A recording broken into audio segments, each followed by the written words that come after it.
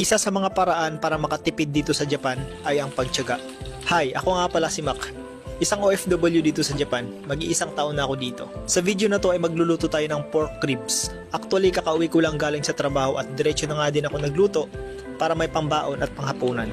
Isa ito sa mga paraan para makatipid at kailangan magtiyaga sa pagluto. May minsan, pagka-uwi ko sa bahay gusto ko na magpahinga, matulog, pero hindi pwede. Kasi naranasan ko dati na hindi ako nagluluto at bumibili ako sa kombini, sa convenience store, sa 7-Eleven or sa Family Mart.